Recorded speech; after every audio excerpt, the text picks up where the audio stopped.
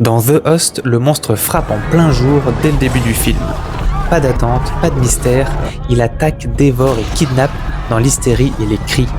Mais aussi, il se casse la gueule, car The Host n'est pas qu'un film de monstres, c'est un film du ratage et de l'imprévisible. Et ce qui le montre le mieux, ce sont les chutes. Dans The Host, les personnages trébuchent en permanence, et ce n'est pas sans conséquence. C'est tragique, Gangdu tombe, se relève, attrape la mauvaise main. Il laisse sa fille à la merci du monstre, et elle disparaît.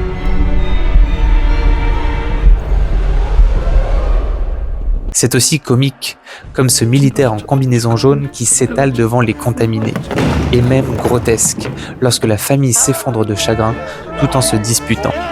Alors oui, les personnages tombent, mais dans The Host, la chute n'est jamais seulement physique, elle déclenche quelque chose d'irréparable.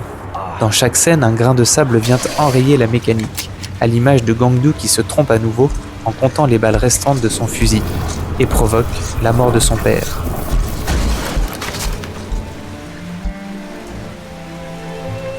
Car Bong Joon-ho cherche à nous faire ressentir des émotions contradictoires dans une même scène.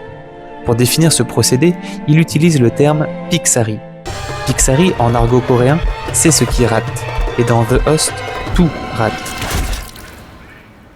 Le Piksari n'est pas un artifice scénaristique, c'est une vision du monde, cette seconde où tout bascule, et où l'on ne sait plus si l'on doit rire ou pleurer. Dans The Host, les chutes ne sont jamais gratuites. Elles révèlent ce que les personnages valent vraiment.